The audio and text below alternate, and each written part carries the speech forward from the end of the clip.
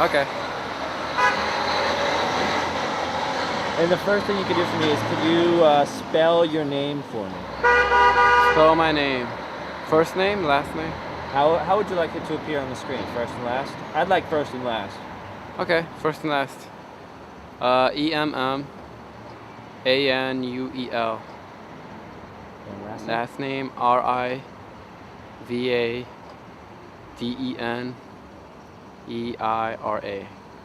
So, Emmanuel, can you tell me your favorite thing about New York City? My favorite thing about New York City, let's see. It's gotta be Manhattan, like all the buildings. It's just, you know, a happening place. Like, hey Laurel. Hi, Manuel. How you doing? I'm doing all right. All right. Hey man, how you doing? Hey man. Oh man, come on, show everybody what you got, baby. Come on. Yeah, that's right. All right. Yeah, no white t-shirt. You have your top on still, though. Oh yeah, I was naked tonight. You got a special treat tonight. Yeah, I saw. I got a glimpse. Did you get another glass? You want another glass? Like woo! All right. That. He's such a pussy. Okay. Come on, don't cover your boobs. All right. So my first question is, what's the hardest thing about being a new band in New York City? I would say it's getting people to come out when you're playing, like the same venues a lot. And it's like, you know, it's a small town, even though it's like a huge city. So in certain ways, you know, the crowd's small. So to get somebody to come out, to get a lot of people to come out every time is hard, I would say, for a new band. Indeed. Indeed, right? What would you say is the most difficult thing for a new band? To be a new band in New York? To be, I think maybe getting original like music out, like to write original, like a new sound, getting a new sound together.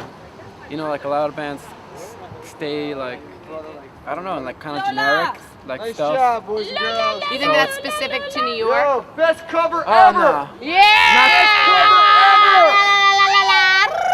ever. Ever. Ow! Other than that, let me see. Did good. The hardest thing. I think it's hard maybe to get people to Yeah. accept a new sound in New York because Yeah. everybody wants to hear like hair metal or something. Yeah. Or the people, like you said. Can It's I- hard to get people into the clubs. Can you make Support. money performing in a new band in New York? Can you support yourself doing this? Matt? Yeah, you can make money, but you can't really support yourself.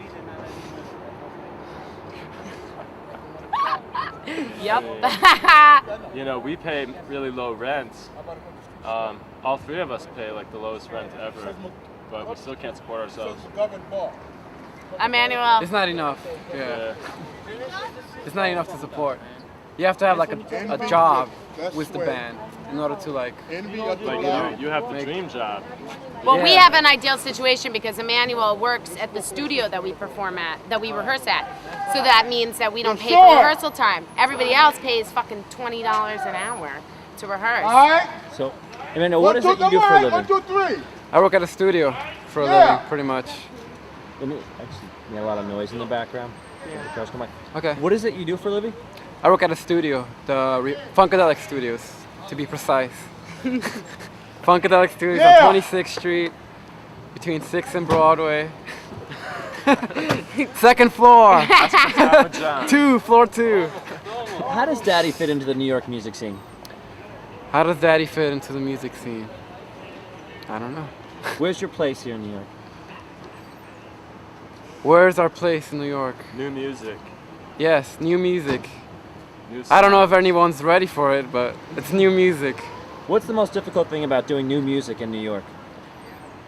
Being accepted, you know, like a lot of people don't understand or like don't see it yet, right? Don't see the vision of like a new sound maybe or what a band's trying to do. Or what would you say is the most difficult thing about being a new band in New York?